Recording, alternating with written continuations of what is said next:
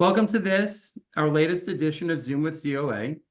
Our program today, entitled Gaza After the War, features two esteemed guests from the Nachal settlement movement, Daniella Weiss and Lital Slonim. Today's program will begin with a presentation and, time permitting, Q&A. All microphones will be muted for the duration of the webinar, and questions for our guests should be posted in the Zoom Q&A feature, which you'll see visible in the middle bottom of your screen. We may use the chat to send messages to the group, but we will not be responding to questions or comments posted there, so please post your questions in the Q&A. Before we introduce our guests, I want to thank two of my colleagues, ZOA Communications Manager Jackie Schaefer, who makes sure all of our ZOA online programming runs smoothly and professionally, and Steve Feldman, ZOA Executive Director of Greater Philadelphia, who will be helping me process questions. It's most appropriate that we host two very powerful, influential Israeli women on this day as we celebrate the unification of our holy city, capital of Jerusalem. And I would be remiss if I didn't acknowledge and thank all the soldiers who have in the past and are now fighting for the safety and security of our beloved homeland, and the soldiers' families who are forced by our enemies to endure the hell that is sending their children off to war. With no further ado, here to properly introduce our guest is someone many of you already know very well. He's a very close personal friend, one of my mentors here at ZOA, one of the most ardent, passionate Zionists I've ever met, and a former deputy director of ZOA. To introduce our guest, Howard Katzoff. Thank you, Alan. This really, truly is an honor. I'm just going to begin, and I'm not a rabbi, but I'm going to just begin very quickly and say that in our Torah in Vayikra, in the past few weeks that we read, God says, I am the Lord who brought you out of Egypt to give you the land of Canaan. And he says, I will remember my covenant with Yaakov, Jacob, with Yitzchak, Isaac, and with Abraham, and I will remember the land. And our guest speakers today have certainly followed God's words. Daniella Weiss and Lital Slonim are both truly Eshet Chayil, women of valor, filled with joy and pride about what they have accomplished, and who lead the Nachal movement, a Zionist grassroots movement who loves the land of Israel. And it is showing the way for pioneering enterprises like land purchase, building new communities, instructing youth in agriculture, and building skills, which are very, very necessary in all of what they do. Patty and I had the privilege of meeting with them several years ago, and were so impressed with their ongoing commitment to preserve and develop the land, Israel's national lands in Judea and Samaria, Yehuda and Shomron.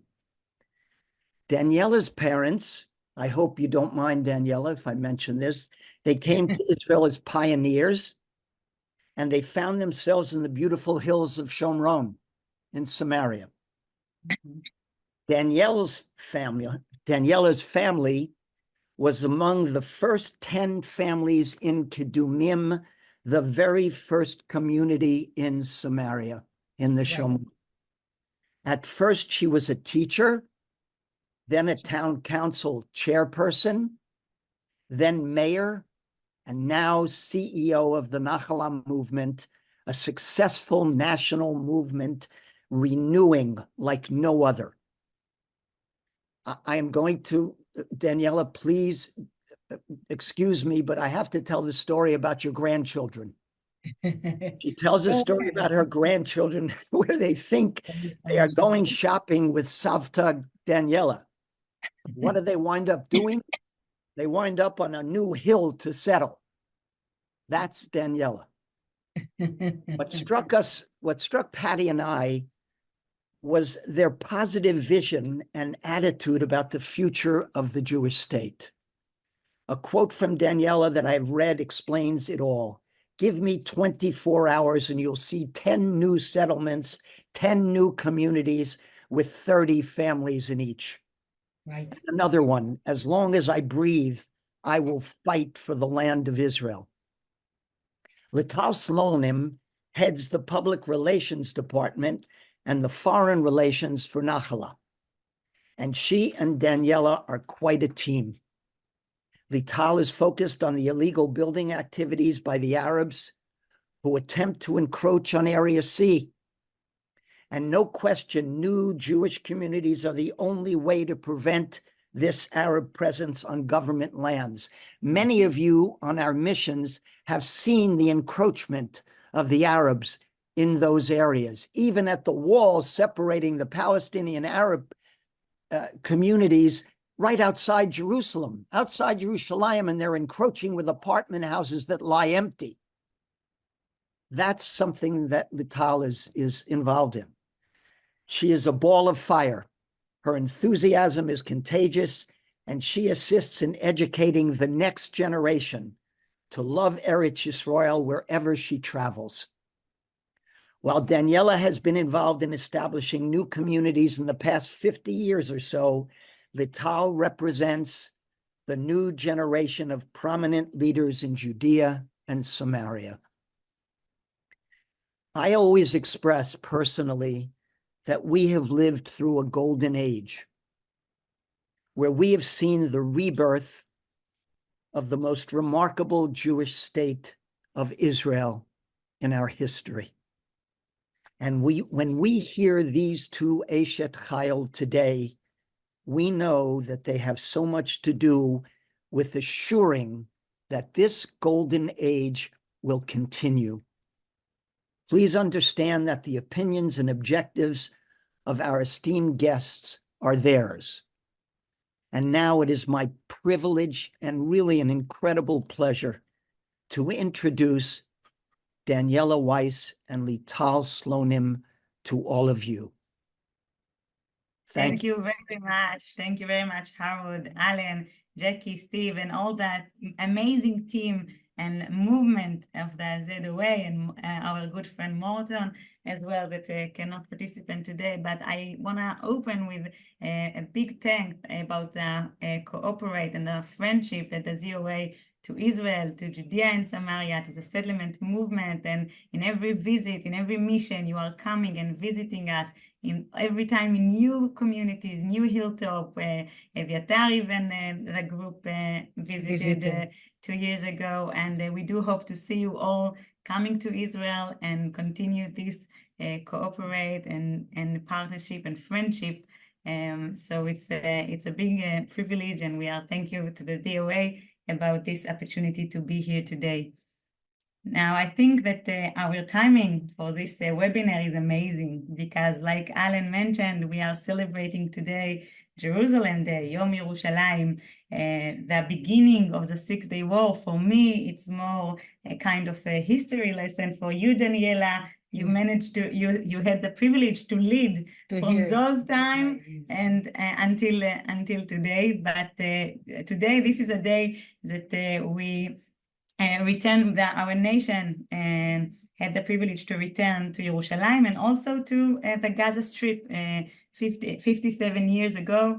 Am Israel, the Jewish nation in the Six-Day War, returned to many big regions, meaningful regions of our land. And it was a huge victory in 6 days, which influenced immediately on all the existence of the Jewish state. Now we return to the Gaza Strip, to Yerushalayim, to Judea and Samaria, to Sinai, to Ramat HaGolan.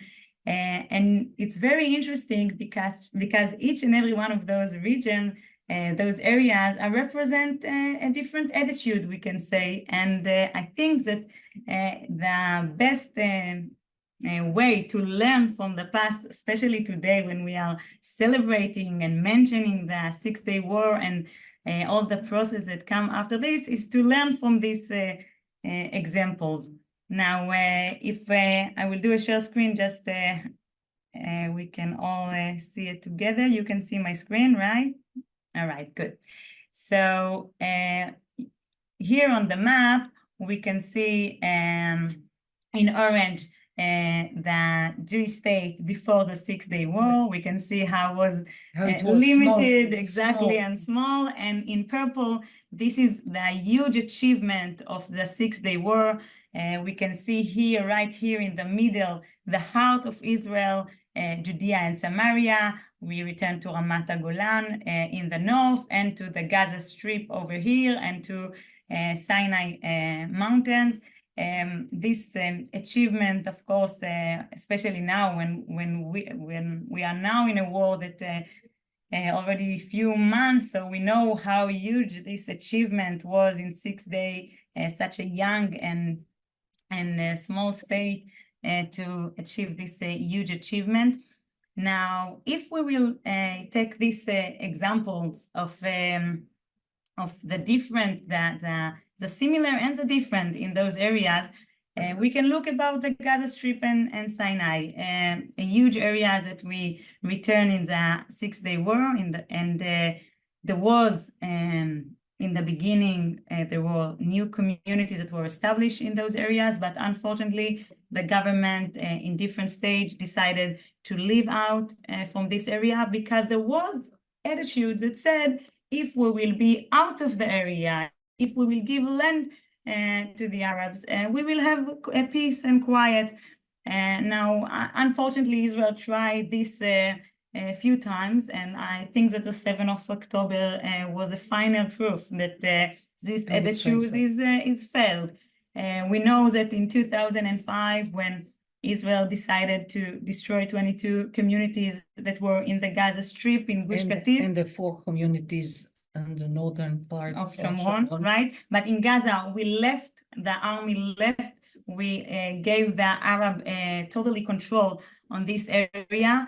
And I remember Knesset members and ministers promising us and committed to us that even if one rocket will shoot on Israel from the Gaza Strip, they will go to a war. And unfortunately, from 2005, we got more than 30,000 rockets shooting on Israel. And in those 17 years, Israel in the army needed to go and enter to the Gaza Strip to fight more than 12 times in those 17 years that we left.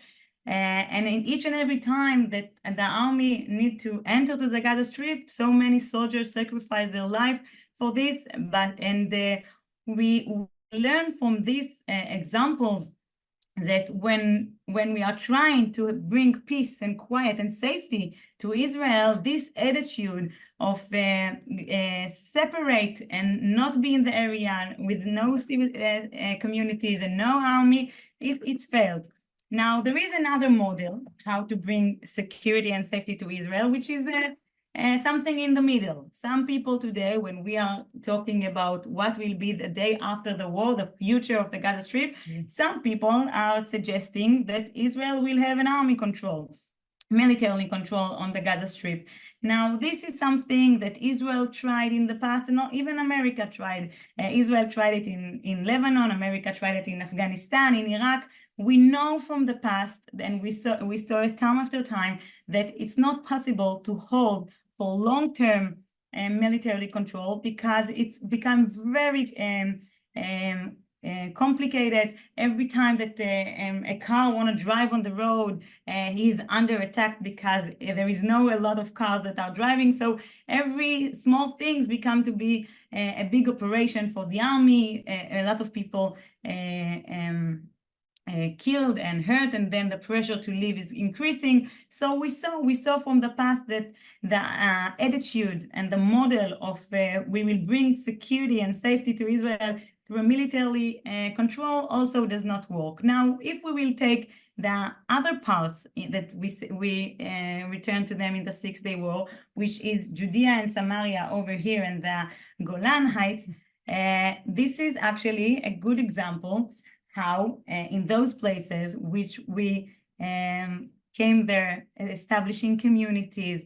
Today in Judea and Samaria, we have 500,000 Jews that living in more than 250 different cities, township, different yeshuvim, communities. Actually, well, I think it is right, especially today on the day of the reunification of Jerusalem, to mention that we should include also the 300,000 Jews that live in the eastern neighborhoods of Jerusalem.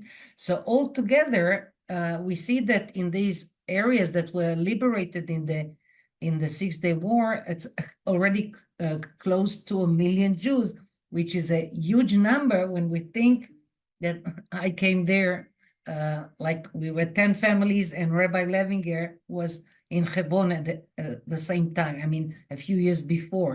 But what we can very clearly see, the big difference between a place where there is a massive Jewish presence and a place where they try to put a massive military presence to no avail. Exactly, because we see today that in Judea and Samaria, and if we look here on the map, and we can see clearly how Judea and Samaria is the shield that protects on all the center of Israel, here Tel Aviv, Ben Gurion, 4 miles distance from Judea and Samaria.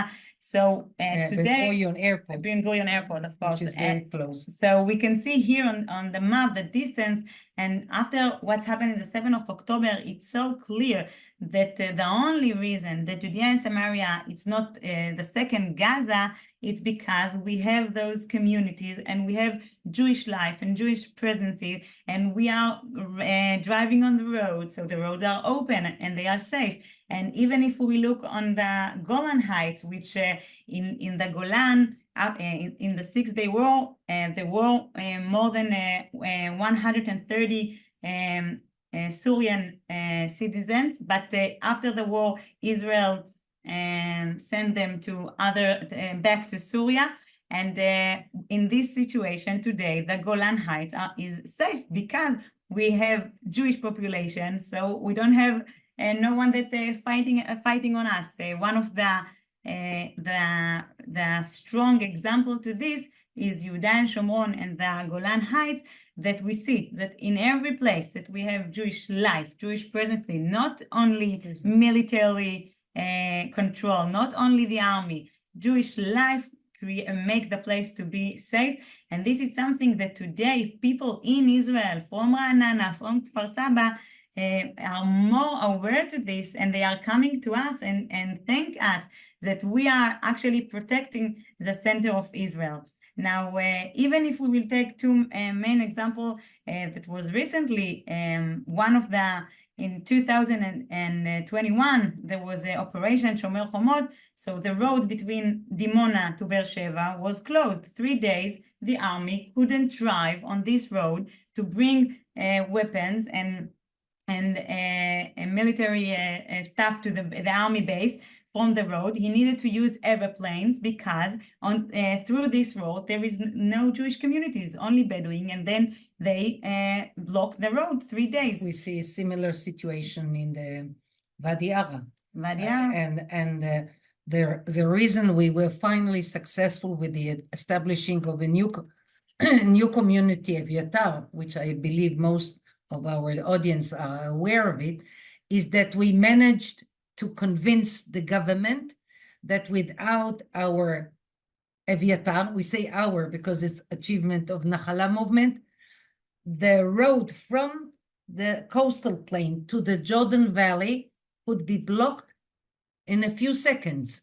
And in spite of the fact that it's quite forbidden to establish new communities, we managed through a lot of efforts, but also convincing that the strategic value of a place like Eviatar in the middle of Samaria is stronger than obligation not to establish new settlements. And this brings us to the situation now in Gaza. Yes, it's true that we see that the army they understand very well the value of a Jewish settlement and how much it's helping them to have more control and to the ability to bring security to the area. Now, as Daniella mentioned, our movement Nahala dealings from 2005, after the disengagement from Gush Katif in the Gaza Strip and 4 communities in the north of Shomron, our movement leading by Daniella together with Rabbi Moshe Levinger, leading the flag of establishing new communities in Judea and Samaria. We are doing this through establishing new communities to bring more awareness and public support and political support, and also land redemption, which we are buying land exactly like the JNF did before establishing the state. So we are continuing this mission now in Judea and Samaria, in the heart of Israel. And through the years, we learned that if you know to act right, you can achieve and create actually change in the government policy. Here in the map that you see here on the screen, this is part of the newest Yishuvim. Through the year, we managed to establish more than, I think, more than 70 places only in the recent 10 years, but this is the fresh ones, the young one that now in a process. And one of the strong example, it's Evyatar. And you can see here on the picture, Evyatar, like Daniella mentioned, in the heart of the Shomron near Tapuach Junction, was a huge achievement, and it was a big lesson how we together can help the government to fulfill this vision and to create influence on the government policy. Because Evyatar were the communities that we established in 1 month. We brought infrastructure, we paved the road. What you see here is a dream, a vision that became a reality. Because what you see, when you see this beautiful settlement or township or community, whatever you choose to call it, it was just a bare hill, just a rock. And see how beautiful. In 1 month, we create this amazing community to be flourishing and full of life. We paved road, we brought infrastructure. It was a home for 52 families.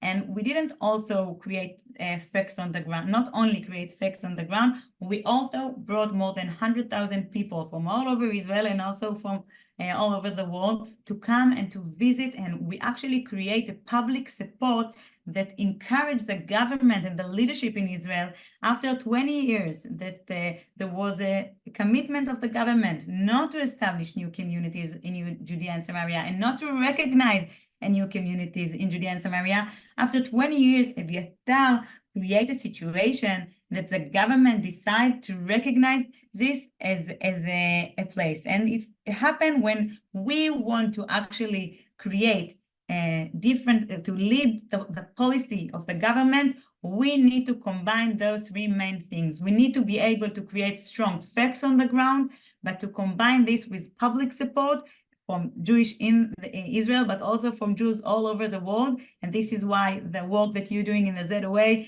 together with more organizations in different countries, it's so important, because when the leadership see the support that the Jewish nation giving to the settlement movement, to the communities, it's something that encourages them and helps them to lead this idea.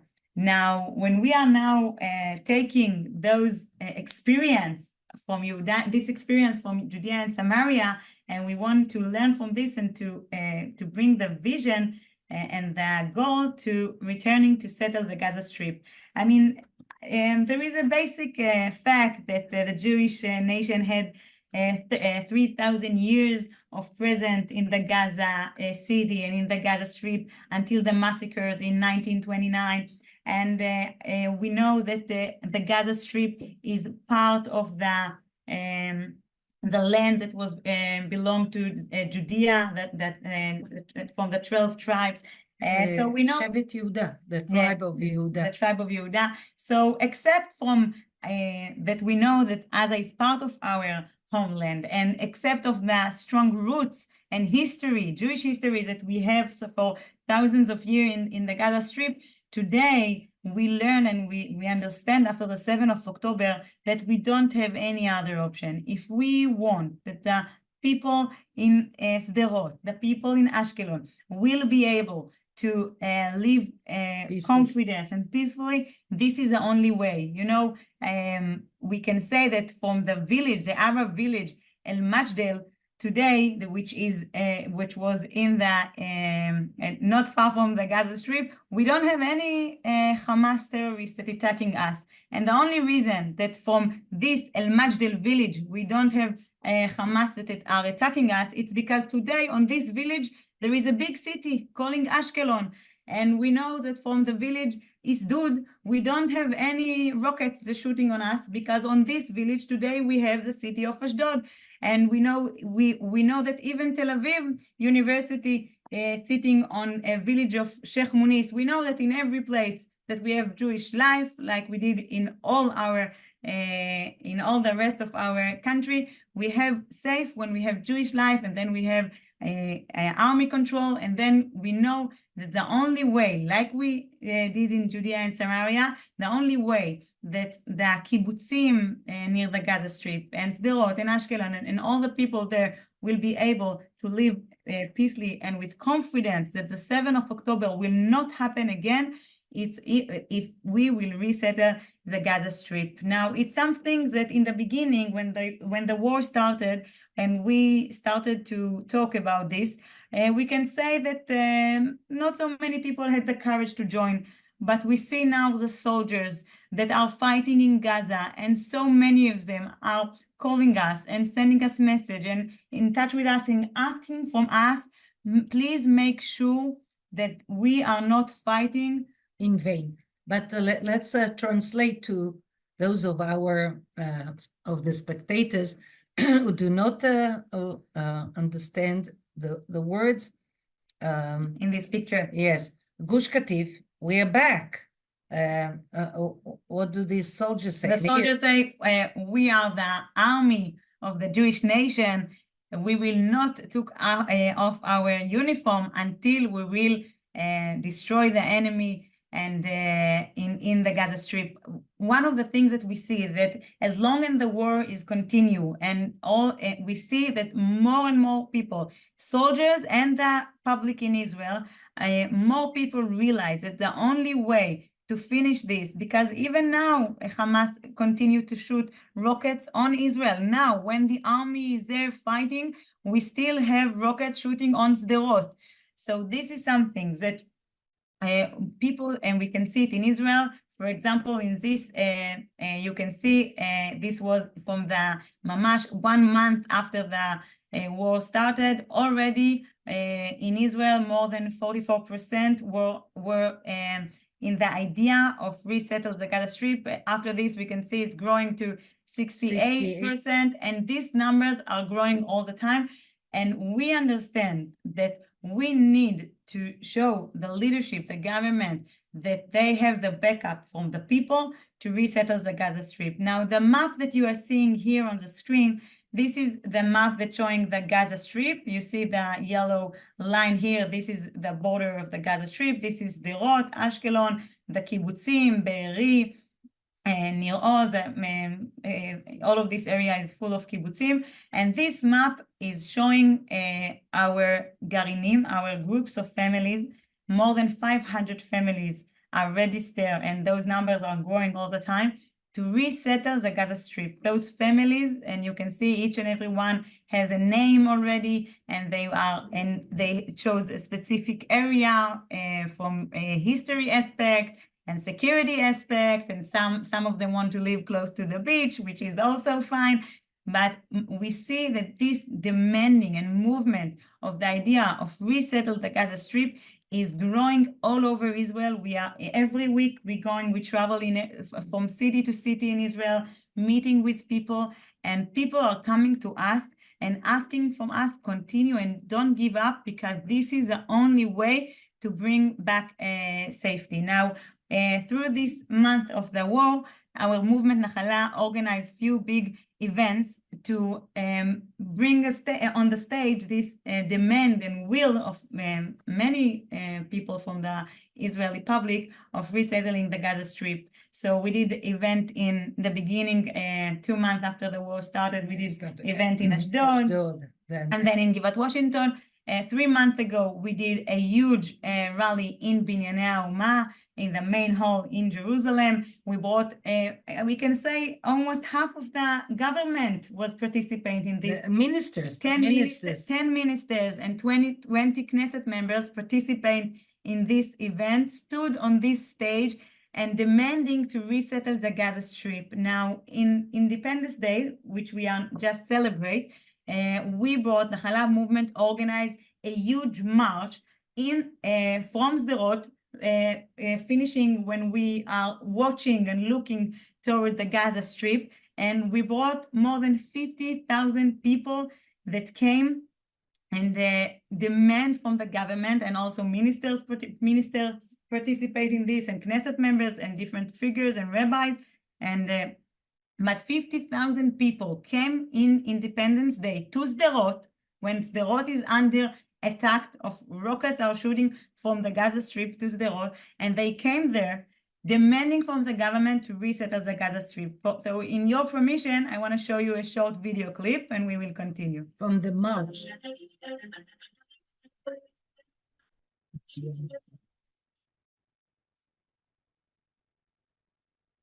אלפי הצועדים כאן היום מצביעים ברגליים ומעמידים חזון ברור. עזה היא חלק מנחלת אבותינו. לא נלך יותר צבע אדום. מה ששוחרר, שוחרר וייושב מיידית. התיישבות מביאה ביטחון לשדרות, לכל הדרום, לכל מדינת ישראל, ושלום לעולם כולו. להיות עם חופשי בארצנו, זה גם לדעת להגיד לביידן, אדוני הנשיא, זה שלנו, אנחנו חוזרים הביתה לעזה. עלינו ליישב את עזה בכוחות ביטחון ומתיישבים שיעצבו אותם ואת הארץ הזאת באהבה. כמה שיותר לייהד אזור מביא יותר עומק אסטרטגי, מביא יותר רקמת חיים, דוחף את האויב יותר אחורה. הדרך לניצחון ולהשבת החטופים היא אחת. התיישבות יהודית בחבל עזה, לתמיד. מי שלא יכול לראות יהודים בגוש קטיף, לא יכול לראות יהודים בשדרות, לא יכול לראות יהודים בתל אביב, וגם לא בפלורידה. כבר עכשיו ישנם 6 גרעיני התיישבות חדשים, ובהם מאות משפחות המוכנות בכל רגע נתון לעלות ולהתיישב בחבל עזה. אנו מוכנים מיידית לעלייה לקרקע. תנו לנו ליישב את כל חבל עזה. שקט בשדרות יהיה רק כאשר נכבוש וניישב את עזה. זו התשובה הכי טובה לרשעים הארורים האלה בעזה. שליטה מלאה ברצועת עזה, לא גוש קטיף, 5 ערים גדולות צריכות להיבנות כאן במרחב. בלי התיישבות אין ביטחון. איפה שאין התיישבות אין צבא. ואיפה שאין צבא יש חמאס. את האויב שלנו שמקדש ומפאר את המוות והדם, לא מעניין כמה מחבלים מהארגון שלו חוסלו, עבורו לחיים אין משמעות. אבל אם הוא יאבד שטח, הוא יבין שטרור מוביל להפסד. 7 חודשים כבר חיילי צבא ההגנה לישראל מוכיחים שאנחנו מוכנים לרשת את חבל הדרום, את חבל עזה. צריך להגיד תודה לאנשים האלה, לאנשים היפים האלה, שבאים ועוד מוכנים ללכת להתיישב בלב עזה. תודה רבה לכם וכל הכבוד. כל העם איתכם.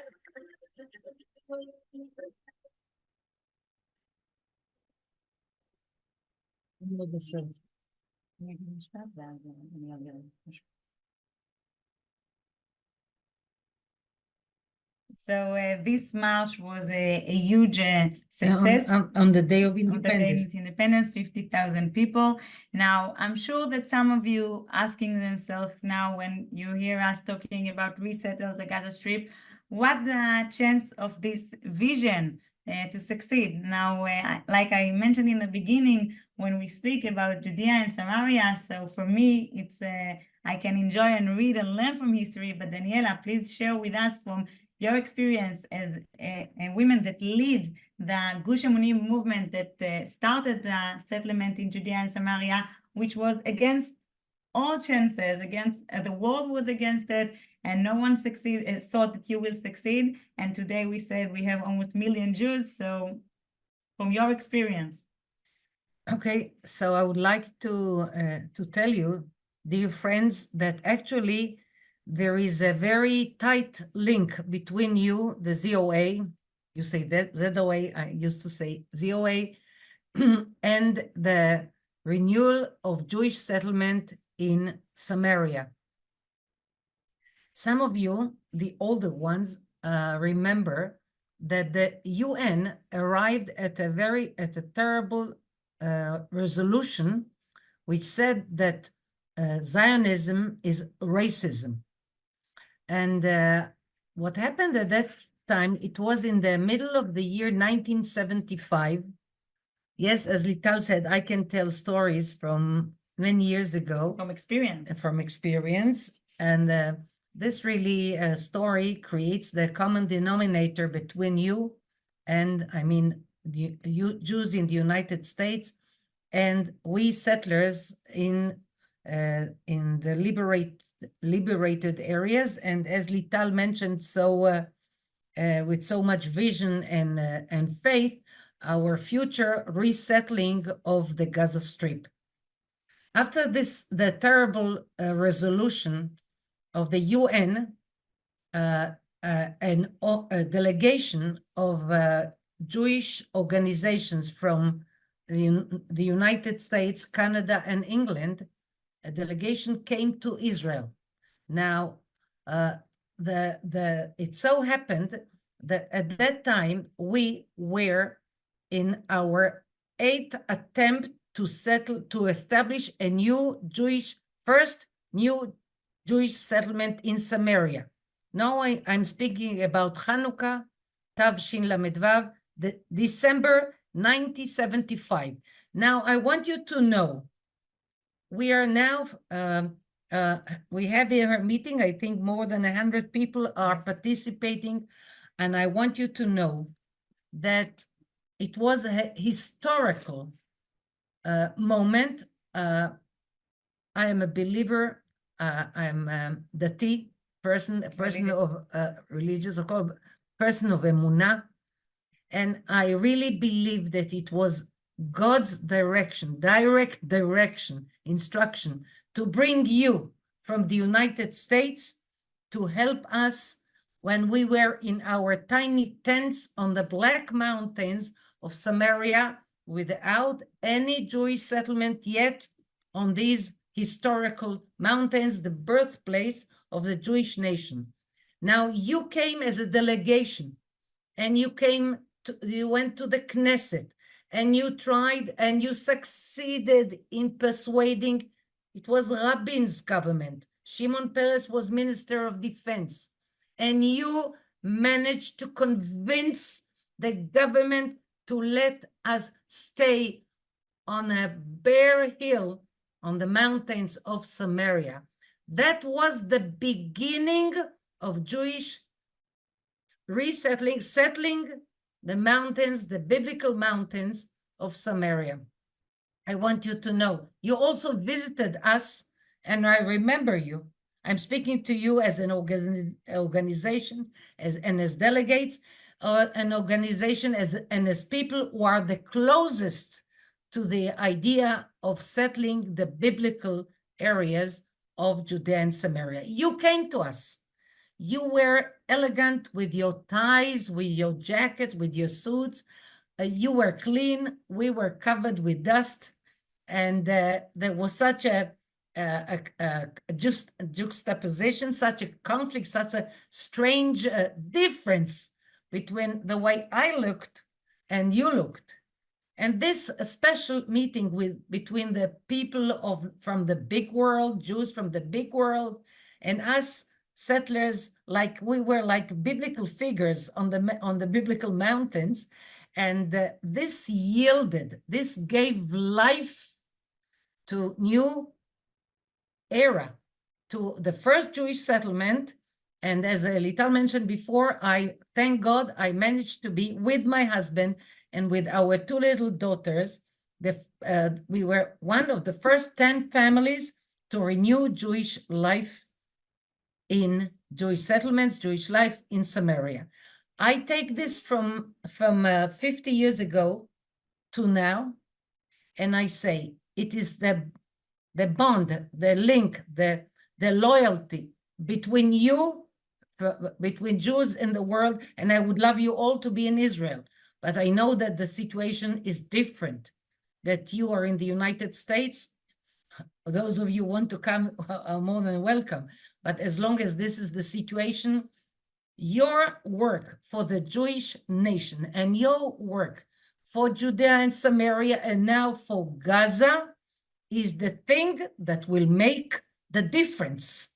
Your support is of value, and this is why I wouldn't want to use any diminishing definition for the contribution of the ZOA to the strength of Israel. And you are at a moment of test, and at this moment you can make a big difference. I would like also to relate to an issue that Lital mentioned briefly before, and I would like to add a certain point to it, or a certain aspect. I want you to know that we are being, Lital and myself and our colleagues from Nahala, we are being threatened not to touch the issue of the day after the war in Gaza. Don't deal with it. It will cause friction, disagreement inside the Israeli society. I want you to know what the examples that Lital just showed on the screen before are tiny examples from a huge awakening and call of soldiers time and again and again and again. Please, we don't fight in vain. We fight in order for this area to be reestablished, rebuilt by Jewish communities. So we are not causing any friction. We follow the demand, even the begging sometimes of soldiers. Please come, establish settlements where we fought and finally liberated. And I want to add to it. When people say to me, and people say to me very often when I'm being interviewed on the different channels in Israel and abroad, why not wait? Why not wait? Wait, not now. Let the soldiers first finish their work and then you do your work. I say, no. Had I known that everybody keeps quiet, I would have kept quiet too. But everybody is working. The United States is working on it. I mean, on what will be the day after. The different Arab countries around us are working on it. The left in Israel and also abroad are working on it. What will be the day after? And what are the ideas that are being cooked about Gaza? That maybe there will be found some kind of new structure of government, maybe an improvised or bettered Palestinian Authority government, which is nonsense. You know why there are no elections in Judea and Samaria for the Palestinian Authority? Because they know that the Hamas will win.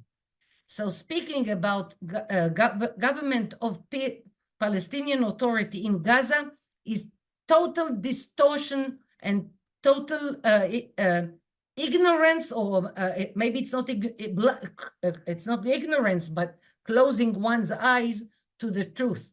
And this is why we do insist on speaking now about the real future of Gaza. The future will be Jewish settlements. And here I want to add from my experience. As there are many now, thank God, many army bases, military bases in Gaza.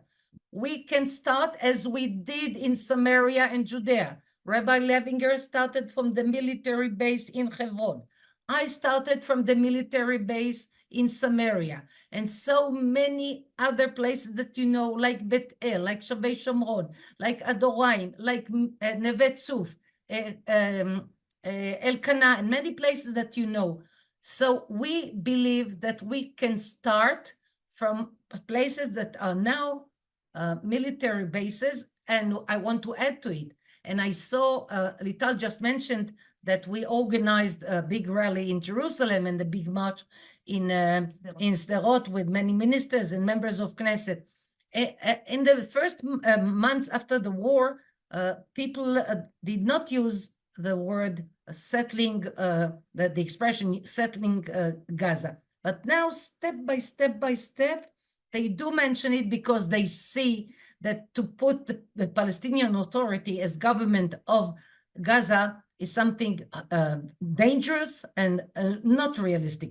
So all in all, what becomes the most realistic thing is to, I call it, copy paste what we did in Samaria And in the Golan Heights. and in the Golan Heights, and do the same in the Gaza area. And I believe that with the experience that we have accumulated in Judea and Samaria and the Golan, as you mentioned, and with the success that we had, with hundreds of communities, with big cities like Ariel, Ma'ale Adumim, Beitar, and so on and so forth. After the experience that we have acquired, we can do the same thing, and even to some extent, if we take into consideration the difficulties, we can take this experience of the past and also of pioneers from the beginning of Israel. But I'm speaking about my experience now. 50 years of being involved in establishing settlements, I know how to do it. And it's no wonder, as Lital just mentioned, that hundreds of families have already enrolled in order to establish new communities in Samaria. And I want to finish what I wanted to say to you at this point, that we often, Lital, when she speaks, when I speak, we mention leaders of Israel like Golda Meir, for instance, who came to the United States and said that we, the Jewish nation, or the Jewish people who live in Israel, have our miraculous password, shall I put it this way. We don't have any choice but to win. And I'm telling you here, and listen to me, and remember the day. It will not be hard for you to remember the day, because it's the day of the reunification of Jerusalem. Remember, as we do not have any choice but to live in Gaza, we will live in Gaza. We will establish communities in Gaza, because we cannot leave the monsters that committed the massacre of Simchat Torah, and they say they want to do the same thing again. We will not let them stay. The world will, the world will have to take them as they took people from Afghanistan, from Syria, and as all wars created people who moved from one place to the other, the Arabs will go and Jews will return to the area of the tribe of Yehuda. Be'ezrat Hashem. So before we will take questions with Alan and Howard and Steve, I just want to say, like Daniella mentioned, that we value very much the friendship of the ZOA, and part of the thing that we show, it's so important that each and every one of us can be ambassador these ideas and to speak about it, especially in our modern days when we have social media. So each and every one of us can show his opinion and show his support about this idea of resettle the Gaza Strip. And also, we usually don't do it, but because we, like I said, value the friendship, if some of you want the maps that we show to have the knowledge, the maps of Israel, the distance between Judea and Samaria and the Gaza Strip to the main cities. So you can screen this barcode and you will get all the maps, different maps of Israel. You can get this set to your email. And it's important to have this, the Gaza maps. You will get all the full picture, because each and every one of us need to be ambassador to this. And this is why it's important. I will put also a link in the chat. It's important that each and every one of you will know the details, and you will have the maps, and you will know exactly where is Gaza, where is Judea and Samaria, what the distance, what the values, where we have Jewish settlement. So this is something that usually we are not sharing those maps, but we said, for our good friend in the ZOA, we do happy to share with you those maps so you can use it to be ambassador to this vision. So you have this barcode here, and I will share the link in the chat. So who's of you that want to have the map and the data and the numbers, you can take this. And if you have questions, so we will be happy to answer. Well, first, Daniella and Lital, let me thank you. Your passion, your knowledge, your professionalism. What you shared with us today was absolutely incredible. Now, you recognized our relationship between ZOA and the Nachala movement dates back well before my time, but certainly in the time that I've been traveling to Israel, we've always been cooperative in Lital. You've joined us to so many of our events, and we are kindred spirits in so many ways. I think we're going to go over a little bit, if that's okay with you. I want to take 1 minute just to tell people online what we're doing here at ZOA just quickly. I always do that at a webinar, so give me 1 minute, and then we'll get to 1 or 2 important questions. We hosted a very large group of participants in the Israel Day Parade this past Sunday. We were joined by several members of our ZOA campus staff from across the country. We're proud to march with so many of you. You know, there are 100,000 people, Lital and Daniella, that came out to support Israel this past Sunday in New York. And a few weeks ago, we hosted a very successful Yom HaZikaron and Yom HaAtzmaut rally in Times Square, attended by several hundred people. ZOA President Mark Klein gave a fiery speech. We danced and sang in celebration of Israel well into the night.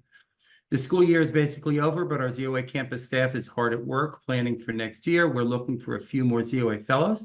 So if anybody knows a college student with a strong passion for supporting Israel, let us know, or visit our campus.zoa.org. Navigate to the paid ZOA fellowship page under events and opportunities and let them apply. Our government relations, under the direction of Dan Pollock, was heavily involved in helping 2 legislations pass in the House recently, one sanctioning the ICC for horrifically unfairly prosecuting Israel, the other to undo the limits on aid to Israel by the Biden administration. Both decisions demonstrating very broad support for Israel in Congress. Nice to see. And ZOA Center for Law and Justice, under the direction of Susan Tuckman, has been providing information to the House Committee on Education and the Workforce as it investigates anti-Semitism on campuses and in K through 12. And for Daniella and Lital and your Israeli friends, anti-Semitism here in the States is off the charts. We really have a big fight. But we recently heard from a staffer for Committee Chair Congresswoman Virginia Fox that ZOA's Title VI complaint against Montgomery County Public Schools was the basis for a large part of their pre-hearing briefing materials that they sent to the committee. And of course, ZOA National President Mark Klein continues to travel across the country, appearing in person and on television and in print media as the sole strongest voice advocating for Israel's rights and obligations to completely destroy Hamas and secure Israel's northern borders, calling out the malign hostile actions of the Biden administration towards Israel. Visit our website, ZOA.org, sign up to receive our newsletters or to stay informed. And while you're there, keep in mind that ZOA's work here in the United States tangibly helps Israel, and please generously support our work with an online donation. Let's get back to the program. Daniella and Lital, you shared with the audience that we have a longstanding relationship. And I do want to inform the audience, though, that at this point, ZOA has not taken a final position on the disposition of Gaza after the war. We reserve the right to do so in the future. It's not a stretch, and I think you mentioned this, Daniella, that Nachala advocating for repopulation of Gaza isn't that big of a stretch. My information is right. Gaza was assigned to the tribe of Judah. So you're already fighting for Judah and Samaria, and you know that I have family on both, and thank you for everything that you're doing. I'm going to ask you 1 or 2 hard questions because we are tight for time. The left-wing media in the United States feeds us information that we know to be untrue and is very difficult to navigate. I know from my family that the media in Israel also does the same. So we don't know what to believe. You showed us a beautiful video about 50,000 people demonstrating for the support of Gaza, repopulating Gaza. But before Gaza, we saw a lot of videos about protesters against legal reform, and now we see people, saying that Bibi is responsible, has to bring the hostages home. So, given that bias in the media, can you tell us across Israel what percentage of Israelis would support your plan to repopulate Gaza with Jewish inhabitants? You just showed it on the screen before. And what would that be? When we started speaking about it, it was like 30-40%. No, months after the war, there was more than 44% percent, the majority, it was a majority, and I can show it again. But recently there was another one, and it was 68%, and those numbers are increasing and growing all the time, mainly because people that in the beginning of the war, they thought, oh, we might have option to leave and not to stay there, or maybe only to leave the army. But I want you to understand, to all of us, to realize that right now, when we have soldiers inside the Gaza Strip fighting, the Hamas is still shooting on us rockets. And in the place, in Sderot, when we brought 50,000 people, there was rockets that shoot a day after. Now, people open their eyes and they see, if now, even now, when the army is there, Hamas still have the ability to shoot rockets on us, the only way to stop, and they are already saying that they will do the 7th of October again. They will prepare and they will attack again. So when like the famous sentence, if it walks like a duck and it looks like a duck, it is a duck. I mean, we know that they are not playing. And when the Arabs are saying that they will fight until because they want to kill us all and they want to destroy the Jewish state, and they saying we will not stop only in this region of Israel. They are talking on Tel Aviv. They were planning in the attack on the 7th of October. They were planning to actually to cut the country into two. The plans haven't changed. I want to add one element, that when people on the media or in the different political debates, they present the ideas of refined Palestinian Authority, then everybody, I mean, either laughs or hides his inner criticism, because how can you change an authority that they do not do the basic democratic act of elections because they are afraid of the elections being won by Hamas? So and the other options, international power, like in Lebanon, where we have the problem with Hezbollah, or to trust the Arab countries that the United States doesn't trust, that Europe doesn't trust. So what happens is that even if the beginning Gaza seems to frighten, I think it's mainly because of ignorance. Because if we know the history of Gaza, there have always been Jewish communities in Gaza. And we have to leave Gaza because of the threat of a massacre there. So actually, we are left, the Jewish nation is left with the one logical Zionistic answer. Settlement and security go hand in hand. More people understand it. Let me ask you a two-part question, because I didn't hear it in the presentation, and I'm sure that our audience is thinking about it. In fact, there's a question about it. So 2 questions. Security for Jews when they repopulate Gaza, and what is the plan for the Arab inhabitants right now? As Lital mentioned it before, and we are both, as I mentioned, we are both pioneers. We live in the heart, I live in the heart of Samaria, Lital lives in the heart of the Binyamin Mountains.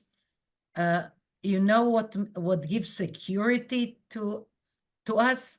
That when we, it's a kind of joke, one would say, that we like open the road for the army, because the officers who sees Lital going through the curves of the mountains of Binyamin, they say, now we are secure. She opened the road. So it's the citizens that give security to the army, and it's the citizens who give a good reason to the army to stay there. Army does not stay if there are no citizens. It's a theoretical thing that never succeeded. That was the first question. The second question was, first was about security, about the inhabitants. People move in wars from place to place. Now, Egypt doesn't want the Gazans Erdogan doesn't want them. But there is other countries Like- that already said Yeah, and that they declared that ready they to will accept them. accept. Scotland said it, Canada, and also now in the war between Russia and to Ukraine. You know, in the first 10 days in this war, more than 1.5 million refugees left Ukraine to different countries in 10 days. And we are talking now in our times, not in the past. In every war, there is refugees. And the world, always, in every war, the world calling to all the countries to open their gate and to accept refugees, except one case, when it's Israel, when it's in the Jewish nation, the world forbidden and close the gate and does not let to Arabs that want to leave and go to have better life in other countries. So we say now the world want to improve the Arabs' life and to invest billions to build for them a future.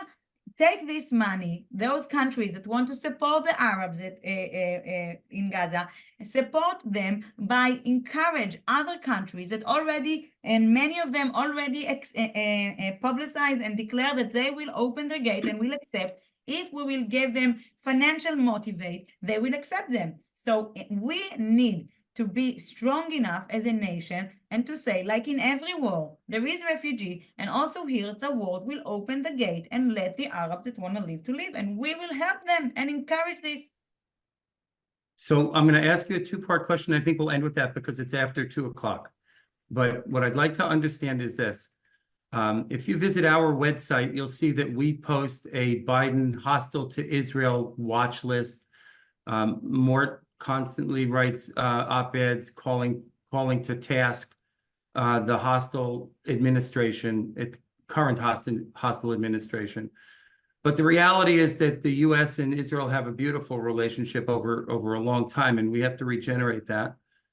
And the plan that you're offering now for resettling certainly will cause some consternation, both in the United States and in the UN and the World Court.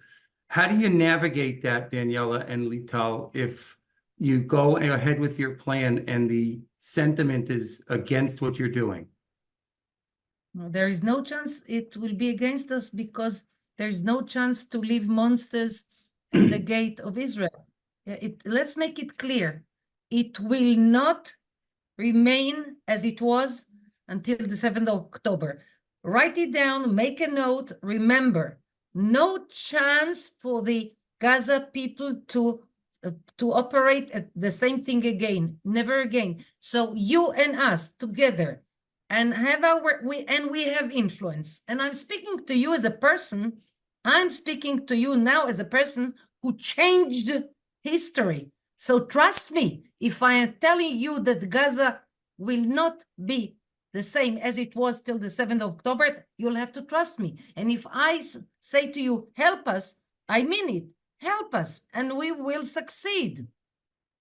Also, we know that. Also, we know and we see that this is actually the natural process that should be. It was in the past from the independence war when we established the state. Through the 6-day war, which we are mentioning today, and coming until now that we learned that the 7th of October, we promised, you know, after the Holocaust, the Jewish nation promised themselves that this will not happen again. Now, the 7th of October was shocking enough and terrible enough for us to commit it to the next generation, to my children. If we want to sleep in our beds quietly, knowing that this will not happen again, this is the only way that we can ensure this, through settling the Gaza Strip. And this is why we, like Daniella said, we have only one option. We have to win. And we will.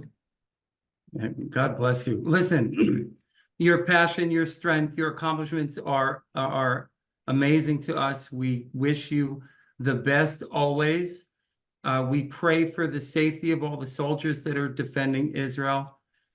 We pray for the avenging of blood that was lost on October 7th.